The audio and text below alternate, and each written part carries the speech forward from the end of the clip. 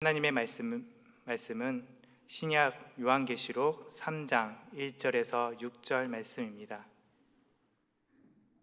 신약 401면에 있습니다. 요한계시록 3장 1절에서 6절 말씀을 제가 받들어 봉독하겠습니다. 이 계시의 말씀을 봉독할 때 살아계신 주님의 음성을 들으실 수 있기를 바랍니다. 사대 교회의 사자에게 편지하라. 하나님의 일곱 영과 일곱 뼈를 가지신 이가 이르시되 내가 내 행위를 아노니 내가 살았다 하는 이름을 가졌으나 죽은 자로다. 너는 일깨어 그 남은 바 죽게 된 것을 굳건하게 하라. 내 하나님 앞에 내 행위를 온전한 것을 찾지 못하였노니 그러므로 내가 어떻게 받았으며 어떻게 들었는지 생각하고 지켜 회개하라. 만일 일깨지 아니하면 내가 도둑같이 이르리니 어느 때에 내게 이르는지 내가 알지 못하리라. 그러나 사대에 그 옷을 더럽히지 아니한 자 몇 명이 내게 있어 흰 옷을 입고 나와 함께 다니리니 그들은 합당한 자인 연고라. 이기는 자는 이와 같이 흰 옷을 입을 것이요 내가 그 이름을 생명책에서 결코 지우지 아니하고 그 이름을 내 아버지 앞과 그의 천사들 앞에서 시인하리라. 귀 있는 자는 성령이 교회들에게 하시는 말씀을 들을지어다. 아멘. 이 시간 이병우 목사님 나오셔서 회칠한 무덤 같은 교회라는 제목으로 하나님의 말씀을 선포해 주시겠습니다.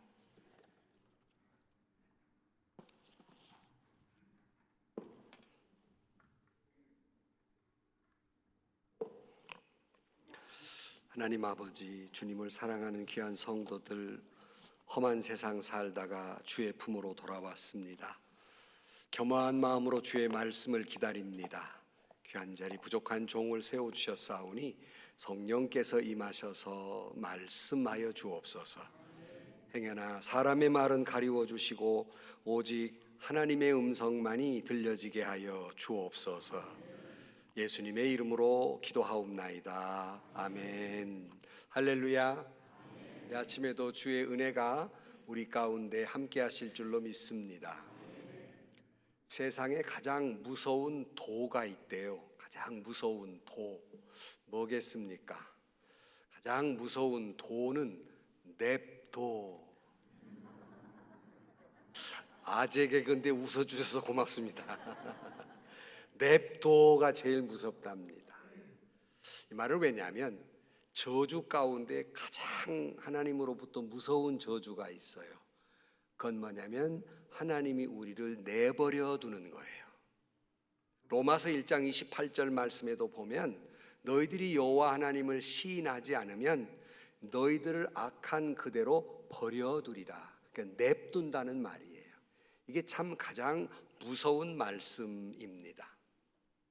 우리가 요한계시록을 통해서 소아시아 7교회를 살펴보면서 때로는 물론 은혜의 말씀도 되지만 어떤 때에는 마음에 부담이 되기도 하고 또 때로는 거북스럽기도 하고 어떤 말씀은 여러분에게 상처되기도 할 것입니다.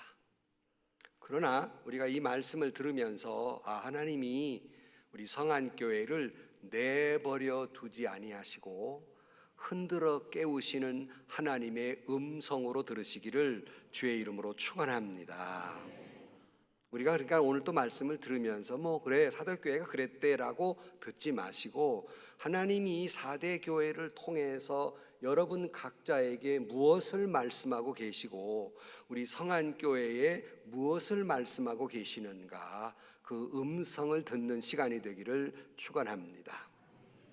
미국의 유명한 설교가 유진 브라이스라는 목사님이 고난주간 동안에 그날도 고난주간 설교를 마치고 이 사택으로 돌아왔는데 아이가 TV를 보면서 울고 있는 거예요. 이 녀석이 뭘 보고 저렇게 우는가 하고 TV를 이렇게 봤더니 TV에 예수님의 순환 영화가 나오더라는 거예요. 그걸 보면서 아이가 우는 겁니다. 그 모습을 보자마자 목사님 자신이 스스로가 목사님 자신의 믿음의 현주소를 알았다는 겁니다. 무슨 말이냐면 자기 자신이 방금 전에 순환주간 설교를 마치고 왔는데 20년 동안 이 설교를 해왔는데 내가 언제 예수님의 십자가 설교를 하면서 울어본 적이 언제 있으며 예수님의 십자가를 묵상하면서 내가 눈물 흘려본 적이 언제 있던가? 내가 가만히 보니까 8살밖에 되지 않은 저 아이의 믿음은 살아있지만 내 영혼은 죽어있다.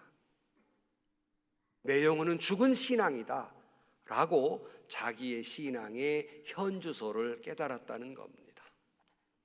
그렇다면 여러분에게 묻습니다. 여러분의 믿음의 현주소는 어디에 있습니까?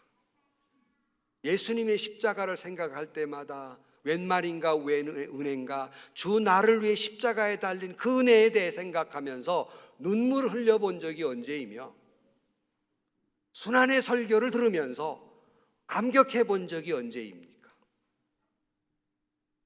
기억나지 않는다면 여러분의 신앙은 그 목사님의 고백처럼 내 영혼은 죽어 있는 겁니다.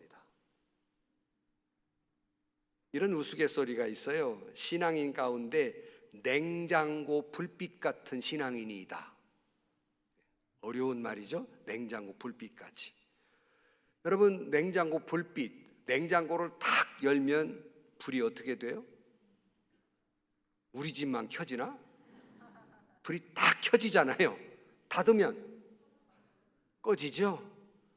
많은 교인들이 주일날 냉장고 문 탁 여는 것처럼 예배당에 와서 불이 반짝하는데 교회당 나가면 탁 닫아버리고 냉랭하게 식어버린다는 거예요. 양심이 있으니까 지금 아무 말도 못 오고 있잖아요. 지금 전부 다 지금 싸늘하게 식어버린다는 겁니다. 교회에 나올 때는 주여 해놓고 나가면 나여 그러고 사는 거예요. 이게 냉장고 불빛 같은 교인이에요. 여러분의 신앙은 상태는 어디에 있습니까? 성안교회 교우 여러분들의 믿음은 그렇게 살아있는 그런 용광로처럼 성령으로 뜨겁게 살아있는 교회입니까? 아니면 꺼져가는 불빛처럼 냉랭하게 식어있는 교회입니까? 저는 늘 성안교회를 생각할 때마다 제 나름의 해석이지만 성령 안에 있는 교회, 성령 충만한 교회라고 저는 믿고 싶습니다. 믿고 싶어요? 믿고 싶다고. 그런 교회인 줄 믿습니다. 정말로 이름만 성령 안에 있는 교회가 아니라 진실로 성령 안에 있는 교회, 성령 충만한 교회, 날마다 용광로처럼 성령의 역사가 일어나는 교회가 되기를 주의 이름으로 축원합니다. 오늘 사대교회를 살펴보는데요. 이 사대교회가 소아시아 7교회를 보는데 이제 여기 맞추면 2교회가 남았죠. 7교회를 하는데 교회마다 하나님이 평가를 하시는데 칭찬만 한 교회가 있고 칭찬과 책망하는 교회가 있고 책망만 하는 교회인데 바로 이 사대교회는 책망만 들은 교회예요. 그러니까 7교회를 이렇게 점수를 매기면 제일 낙제 점수를 받은 것이 오늘 우리가 보는 이 사대교회예요. 왜 그러냐? 이 교회가 지금 죽어가고 있었기 때문입니다. 겉으로는 살아있는 것 같은데 죽어가는 교회, 하나님이 왜 이 말씀을 하실까? 죽어가는 교회를 책망하고 저주하려고 말씀하시는 것이 아니라 죽어가는 교회를 다시 살리시기 위해서 저주의 말씀이 아니라 소생케 되는 말씀인 줄로 믿습니다.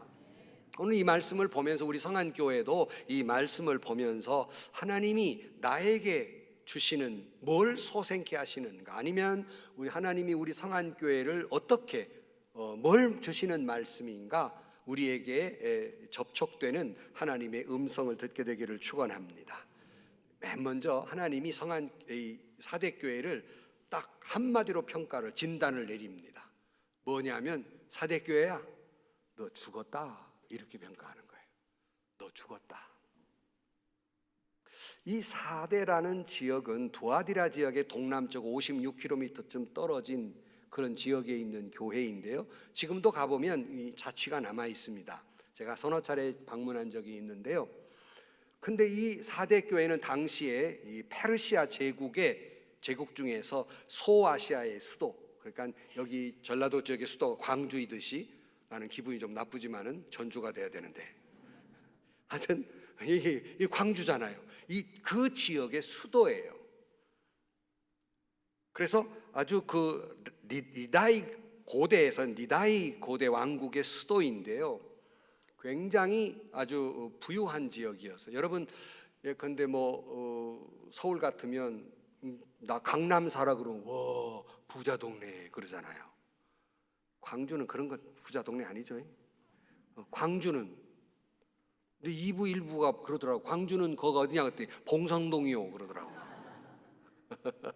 하여튼 와 그러잖아요. 부자 동네, 아파트 비싼 동네. 바로 이 4대라는 지역이 사람들이 나 4대 살아 그러면 와 이게 부자 동네예요. 실감이 좀 나십니까? 이곳은 금이 많이 나왔어요. 그래서 인류 최초의 금화를 만든 지역이 바로 이 4대입니다.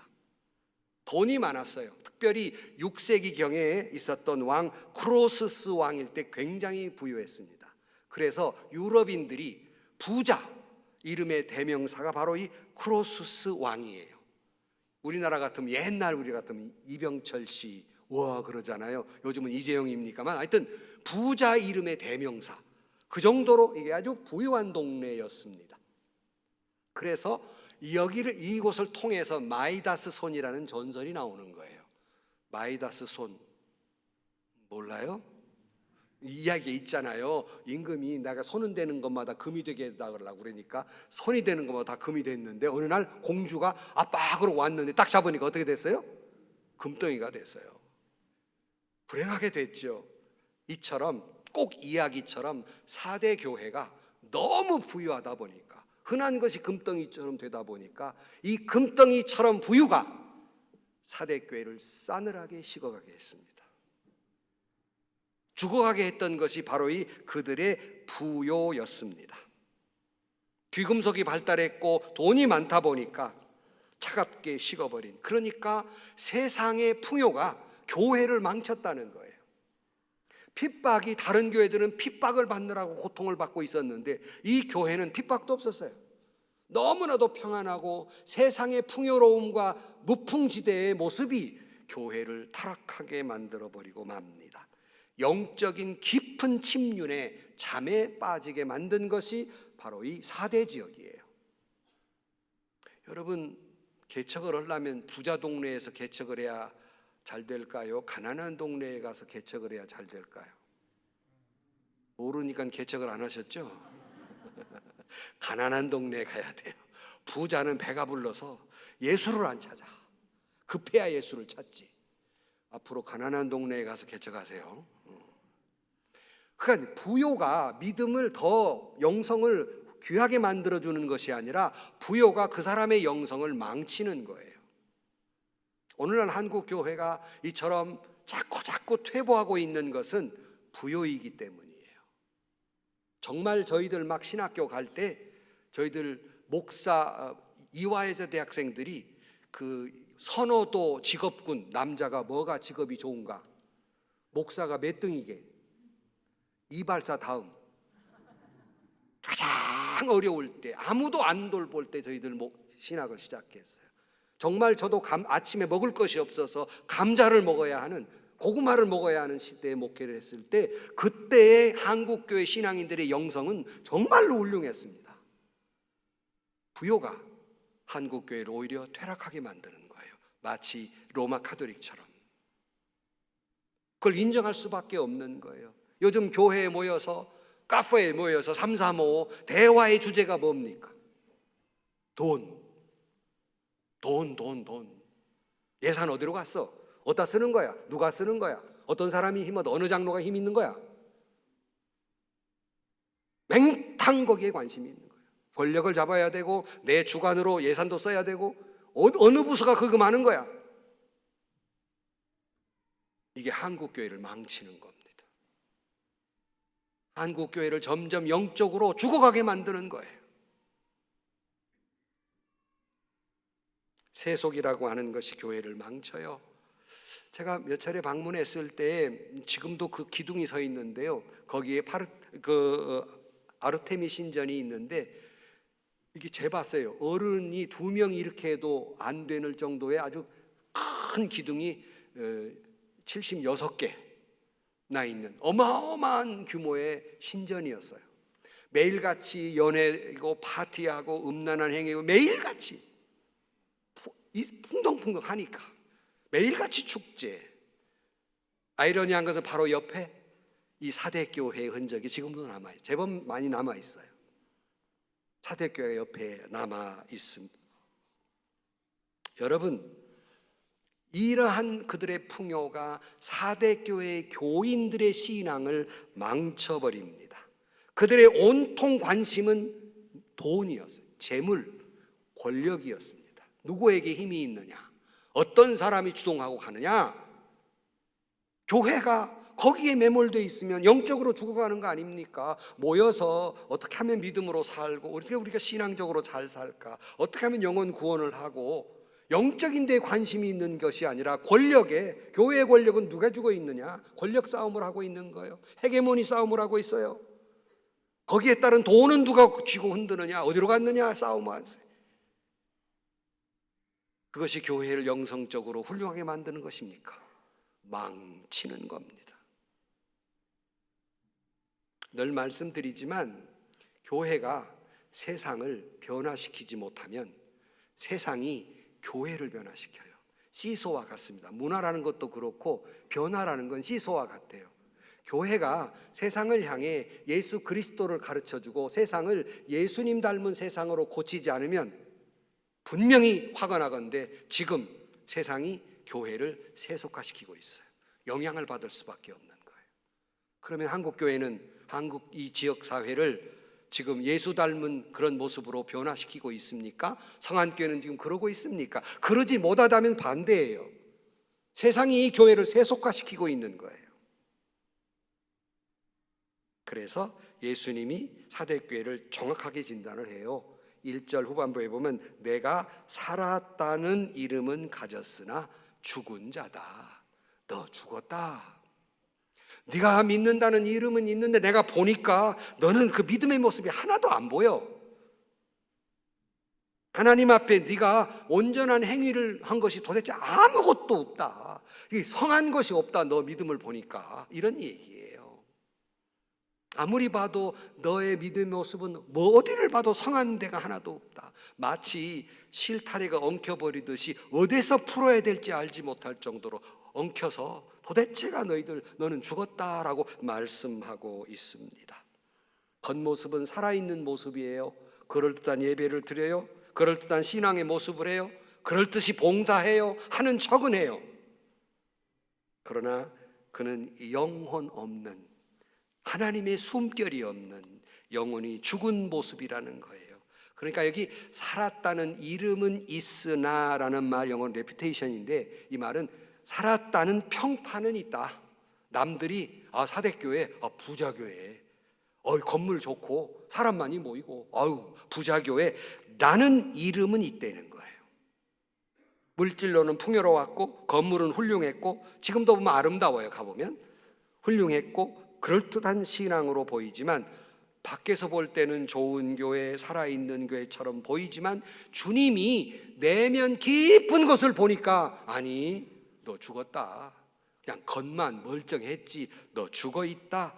영적 장님, 자기가 죽어가는 것조차 모르고 살아있는 것처럼 착각한 채 너 지금 죽어가고 있다라고 말씀하고 있는 겁니다. 여러분, 겉으로 볼 때 큰 교회가 좋은 교회입니까? 사람 많이 모이면 좋은 교회입니까? 수천 평, 수만 평의 건물을 가지고 있는 게 좋은 교회입니까? 착각이에요. 그렇다면 작은 교회 교인들은 믿음이 없는 겁니까? 나쁜 교회입니까?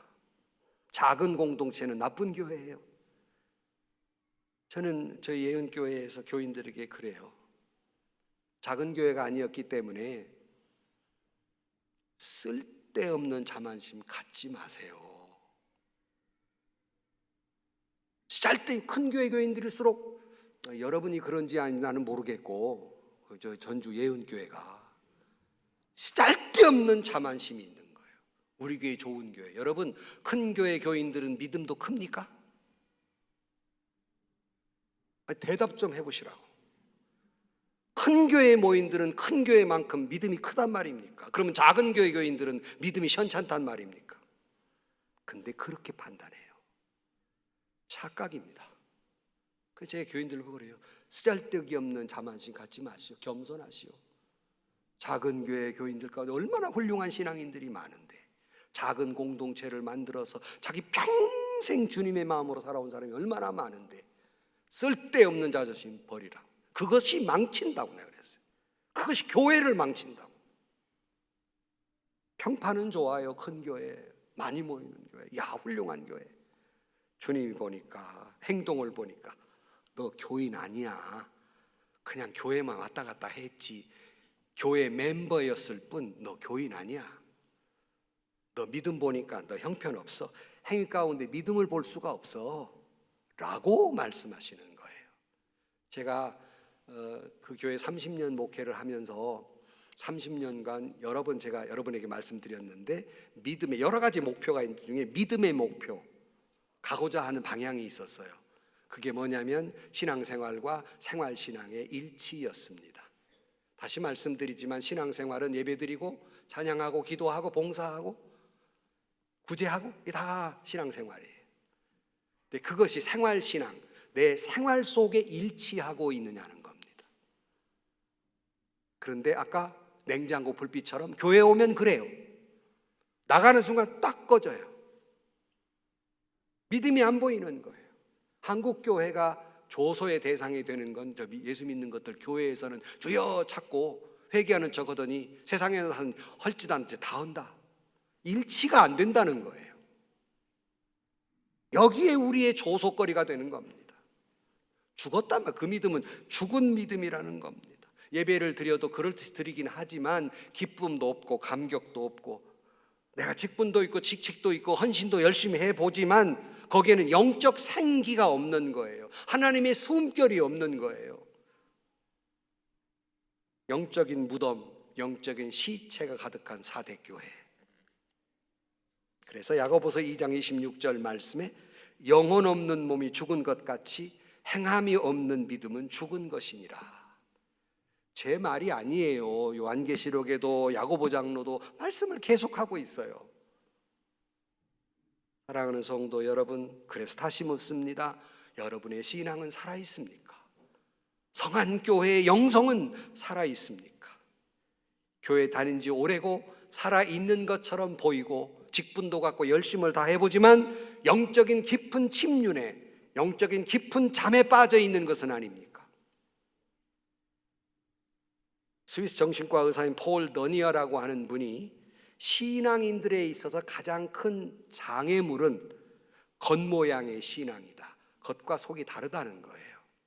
그러니까 외형적으로는 거룩한 의식이 있고 종교가 있고 관습이 있고 전통 예배가 있고 주여를 찾고 찬양을 위해 눈물을 다 흘렸는데 내가 네 속 보니까 아니야. 그냥 척한 거지. 네 안에는 믿음이 없어. 척한 거지. 제가 부흥회 때 한번 말씀한 것 같은데 옛날에 부흥 강사님들도 목사님들이 갓쓰고 수염 기른 목사님들이 부흥회를 하기도 했거든요.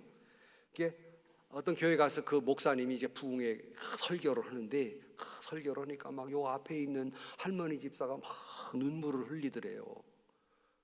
아니 막 목사도 설교하다가 그 반응이 좋으면 기분이 좋잖아요. 좀 알아봐요. 그러니까 여러분이 반응이 좋아야 나도 기분이 좋다고. 여기 눈물 흘리는 사람 하나도 없네 내가 보니까. 회개의 눈물이 없어 대체가. 근데 막 눈물을 흘리더래요.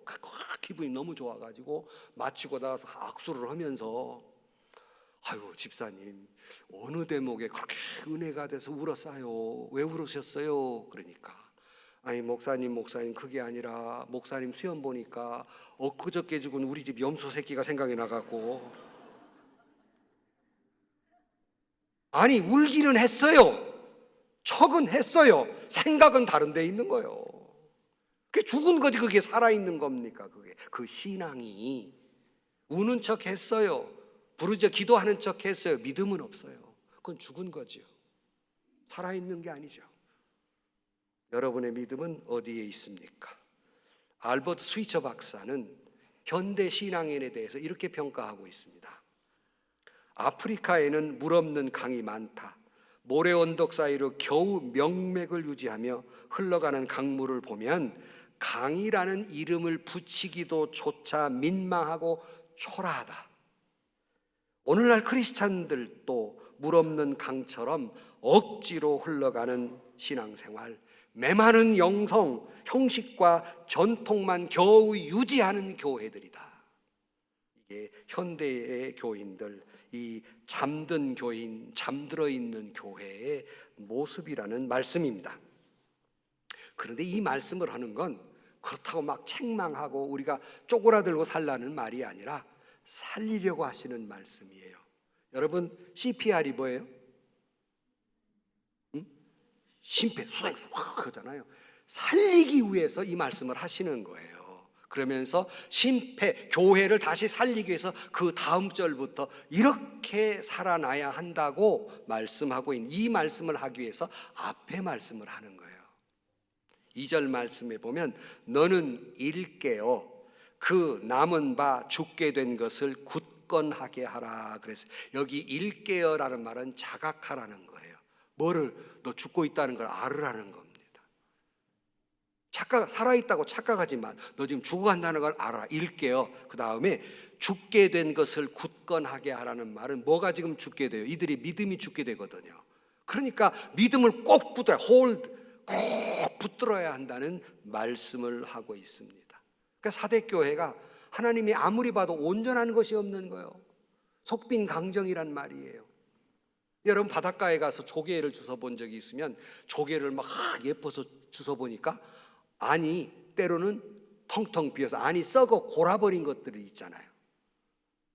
나만 그런 거 주웠나? 교회의 모습이 그러더라는 거예요. 멀쩡한 줄 알았더니 가니까 안에 썩어버렸더라는 겁니다. 이미 죽어버린 거예요. 속이 비어 형식적인 신앙만 남아있고 영혼은 죽어있는 겁니다. 그리고는 더욱 가관인 것은 스스로는 살아있다고 생각하는 거예요. 우리 교회 좋은 교회, 큰 교회, 사대교회가. 그러나 여러분 스스로 살아있다고 생각하는 죽은 신앙인이 있는가 하면 스스로 죽었다고 생각하는 살아있는 신앙인이 있어요. 그러니까 이런 얘기가 있잖아요. 나는 죄인이라고 말하는 의인이 있고 나는 의인이라고 말하는 죄인이 있어요. 주님은 누구를 의롭다고 했어요? 나는 죄인이라고 말하는 사람을 의롭다 하셨어요. 교회도 자기가 살아있는 줄 착각하는 죽어있는 교회가 있고 내 신앙이 지금 문제가 있다, 영성이 내가 지금 죽어가고 있다라고 자각하고 있는 살아있는 교회가 있는 거예요. 청안교회는 어떤 교회입니까? 고린도서 6장 9절 말씀에 무명한 자 같으나 유명한 자요 죽은 자 같으나 보라 우리가 살아있고 징계를 받은 자 같으나 죽임을 당하지 아니하고 근심하는 자 같으나 항상 기뻐하고 가난한 자 같으나 많은 사람을 부유하게 하고 아무것도 없는 자 같으나 모든 것을 가진 자로다. 죽어있는 것 같지만 실상을 보니까 영성은 살아있더라 그런 말씀이에요. 성안교회가 그런 교회 되기를 축원합니다. 다시 한번 하나님의 은혜로 살아나기를 축원합니다. 봄비로 적신 대지가 꽁꽁 얼어붙었지만 대지가 촉촉해지면서 그 안에 씨앗이 떨어지고 새싹이 나고 꽃이 피우는 것처럼 성안교회가 다시 한번 그 신앙이 살아나기를 축복합니다. 아니 이미 살아있는 교회라면 더욱 풍성한 교회가 되기를 축원합니다. 사대교회는 사실은요 믿음이 좋은 교회였어요. 그래서 오늘 3절에 이렇게 표현하고 있습니다. 그러므로 내가 어떻게 받았으며 어떻게 들었는지 생각하고 지켜 그랬는데 그러니까 과거에는 은혜가 풍성했어요. 그러니까 너 과거에 은혜가 얼마나 받았는지 그거 좀 생각해보라. 얼마나 은혜가 있었냐 너희 교회가. 여러분 여기서 재밌는 거 여러분에게 질문해요. 여러분의 교회는 야, 그때가 좋았지라고 과거를 추억하는 교회입니까? 앞으로 좋아지겠지라고 기대하고 있는 교회입니까? 5명밖에 없어. 아유, 그때 몇 년도에 그때 우리 참 좋았지. 너무너무 은혜로웠어 우리 교회가. 은혜를 추억하는 교회들 죽어가고 있는 거예요. 기대하는 교회가 되잖아요. 여러분, 은혜를 체험한 추억으로 사는 게 아니라 ing, 오늘 은혜를 누리고 있는 우리 성안교회가 되기를 축원합니다. 다시 한번 내 신앙이 점점 식어져가는 불꽃 같다면 다시 한번 불 붙듯이 내면의 세계에 불꽃을 이루어서 여러분 에베소 교회처럼 우리의 사랑이 어디서 떨어졌는가 깊이 생각하고 첫사랑을 회복하고 영성을 회복하는 우리 성안교회가 되기를 축원합니다. 그래서 오늘 본문 말씀 어떤 애가 아야만을 잘하는데 계속 듣고 싶어 나는. 여러분보다 나아요 걔가 8살짜리보다 나. 그런데 여러분 학자들은 이것을 세 가지로 이 CPR을 세 가지로 말하고 있어요. 첫 번째 이 얘기는 본문 말씀 보면서 remember, 생각하라. 너희 은혜 받을 때 얼마나 좋았냐. 우리가 보통 저도 때로는 안 좋을 때가 안 외우고 안 좋을 때 제가 꺼내보는 사진이 있어요. 우리 집 사람 처녀 때 사진. 그때는 순했는데 호랑이가 됐네. 그러고 그러면 이 미운 마음이 좀 가라앉아요. 그때 은혜 받을 때 그 좀 생각, 추억 속에 매몰되란 말이야. 그거를 끄집어내서 홀딩, 붙잡으라는 거예요. 그때 은혜를 붙잡으라는 거예요. 그 다음에 리펜트, 그리고 회개하는. 내가 어디서 떨어졌지? 그때 정말 좋았는데 회개해야 앞길을 갈 거 아닙니까? 기억해내고 붙들고 회개하라. 성안교회가 정말 회개하고 그 은혜 받았던 거 지금도 은혜 받고 있다면 다시 한번 그걸 꼭 믿음을 붙들고 회개하고 더욱 은혜가 풍요로워지는 교회가 되기를 축원합니다. 위대한 신학자 벤스 헤브너라는 분이 신앙인의 신앙이 퇴보하는 단계를 이야기해요. 여러분 어떤 단계인지 보세요. 첫째, man, 4M인데 man, 은혜 받은 사람. 은혜 받은 사람이 그 교회에 왔겠죠. 은혜 받은 사람이 돼요. 그 다음에 두 번째 M, movement. 은혜 받았으니까 열심히 봉사하고 찬양대도 하고 뭣도 하고 뭐 다 봉사해요. 좀 시간이 지나잖아요. 세 번째 machine. 그냥 기계가 되는 거예요. 습관적인 형식화된 교인이 되는 거예요. 그 다음에 네 번째가 monument. 그냥 기념비가 되는 거예요. 아까 추억하는 사람이 돼버리고 마는 거예요. 고개만 끄덕일 일이 아니라 여러분은 지금 어떤 단계입니까? 어떤 단계? 어떤 단계의 신앙생활을 하고 있습니까? 3절에 회개하라. 만일 일 깨지 아니하면 내가 도둑같이 이르니 어느 때 내게 이르는지 내가 알지 못하리라.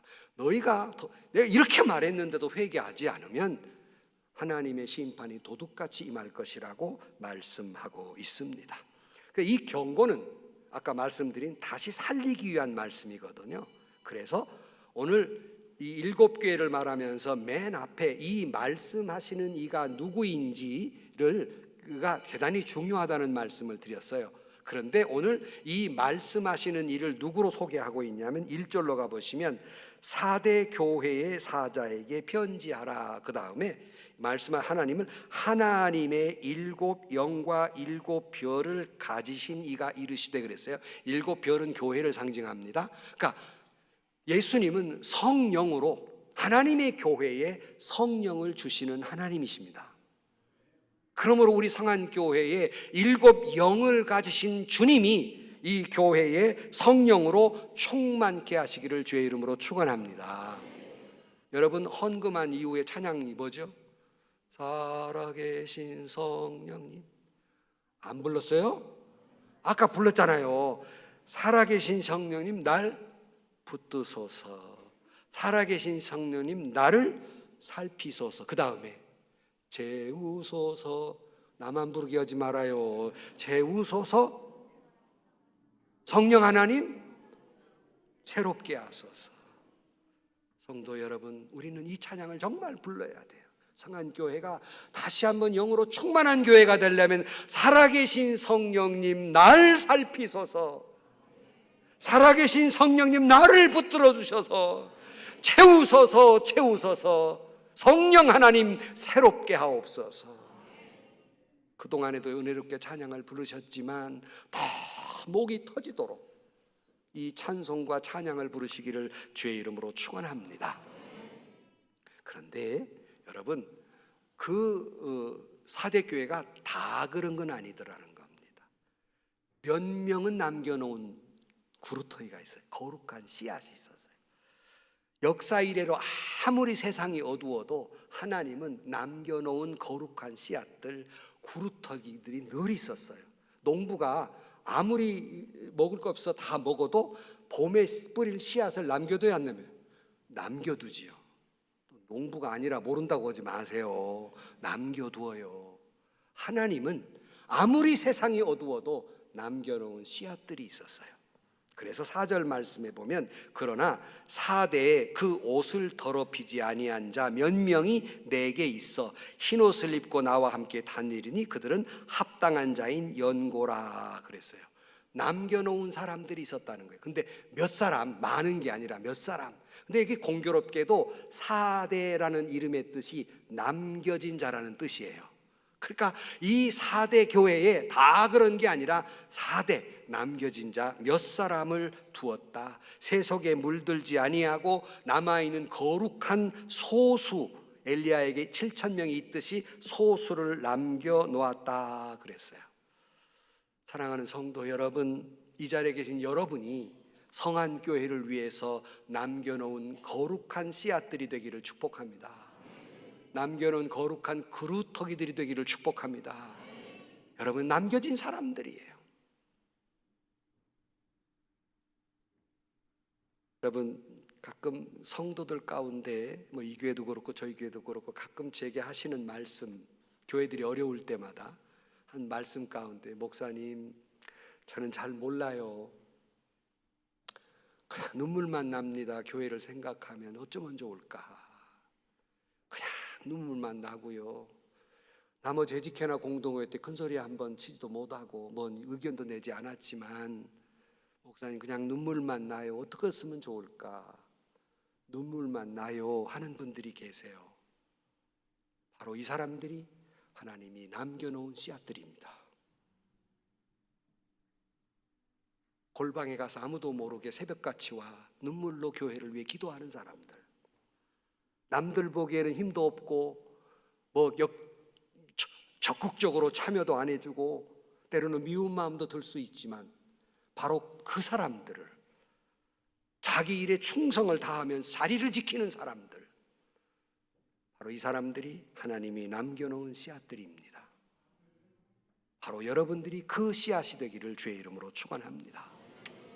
그렇게 될 때 5절 말씀, 이기는 자는 이와 같이 흰 옷을 입을 것이요 내가 그 이름을 생명책에서 결코 지우지 아니하고 그 이름을 내 아버지 앞과 그의 천사들 앞에서 시인하리라 말씀하면서 남겨진 거룩한 씨앗이 돼서 믿음으로 이긴 자에게 3가지 약속을 하고 있습니다. 하나는 오늘 본문의 말씀대로 보면 흰 옷을 입는다라는 말은 승리의 옷입니다. 여러분, 남겨진 그루터리가 돼서 승리의 옷을 입게 되기를 주의 이름으로 축원합니다. 2번째, 오늘 본문에는 그 생명책에 영원히 이름을 지워지지 아니하리라 영원한 이름을 주겠다고 말씀하시니 여러분들이 그 영원한 이름을 얻는 여러분들이 되기를 축원합니다. 3번째, 오늘 본문 말씀에서 보면 평판이 아니라, 남들이 주는 평판이 아니라 하나님께서 하나님 앞과 천사들 앞에서 여기 시인한다는 것은 인정한다는 겁니다. 어떻게? 그는 내 사람이다 라고 하나님은 인정하신다고 말씀했으니 교우 여러분, 하나님 앞에서 이 사람이야말로 내 사람이다, 그냥 교회 멤버가 아니라 종교꾼이 아니라 정말 이 사람이 내 사람이라고 인정받는 여러분들이 되기를 축원합니다. 성안교회야말로 성령 충만하고 살아있는 교회, 이 교회하면 내 교회다 라고 말하는 충만한 교회가 되기를 축원합니다. 행여나 너 누구냐? 나 모르겠다. 너 행여나 성안교회 어디 있어? 나 그런 교회 모르겠다 라는 교회가 아니라 주님이 시인하는 교회, 아름답다 그렇게 칭찬하는 교회가 되기를 축원합니다. 신동엽 시인이 쓴 껍데기는 가라 그런 시가 있어요. 읽을 시간 없지만은 껍데기는 가라. 제가 이 코로나 이후에 막 목사님들이 걱정을 해요. 교인들 못 나오고 신앙 다 떨어지면 어떡할까. 놀라운 일이 있어요. 교인은 떨어졌어요. 그런데 영성은 올라갔습니다. 이게 왜 그럴까? 저는 목사님들이 그랬어요. 걱정하지 말라고. 하나님이 지금 코로나라는 걸 통해 이 키지를 이렇게 막 하는데 껍데기는 다 가고 알곡만 남을 거다. 지금 여러분들이 알곡이에요. 크게 알곡들. 그 많은 어려움 속에 여러분 믿음을 지켰잖아요. 이 내홍 속에 여러분 믿음을 지켜 나오고 계시잖아요. 하나님이 키지를 한 거예요. 그게 영성은 더 깊어졌다는 거예요. 우리 한국 교회가. 그래 껍데기는 가라. 누구 또 상상하지 마세요. 그 사람 가라고 하지 마라. 교회 안 나온 사람들이 껍데기란 얘기지. 껍데기는 가라. 그런데 남 보고 얘기하지 말고 내 안에 있는 껍데기는 가라. 흉내만 내는 이 껍데기 같은 신앙은 가라. 성령 충만의 이 모든 것들을 껍데기를 몰아내기를 주의 이름으로 축원합니다. 하나님은 여러분에게 영성을 흔들고 있고 내가 문 밖에서 문을 두드린다고 말씀하신 대로 여러분의 영혼의 문을 두드리고 있고 성안교회의 문을 흔들고 있는 거예요. 성안교회여 일어나라. 성안교회여 일어나라. 성안교회여 깨어나라. 성안교회여 깨어나라. 하나님의 숨결로 그냥 이름만 성령 안에 있는 교회가 아니라 진실로 성령 안에 있는 교회, 성령 충만한 교회, 은혜가 풍성한 교회가 되기를 주의 이름으로 축원합니다. 마지막 절에 귀 있는 자는 들을지어다. 성령이 교회들에게 하는 말씀을 들을지어다. 기도하겠습니다. 하나님 아버지, 우리의 신앙생활을 뒤돌아보면 부끄럽습니다. 8살짜리 어린애 보다 못한 죽어있는 영혼들 주님의 숨결을 부어주셔서 다시 소생케 하여 주옵소서. 성안교회가 하나님의 숨결로 가득 차서 은혜가 풍성하고 더욱이 살아있는 교회, 소문만이 아니라 진실로 하나님 보시기에 아름다운 교회, 모든 성도들이 하나님의 귀한 자녀들로 인정받는 교회가 되게 하여 주옵소서. 예수님의 이름으로 기도하옵나이다. 아멘.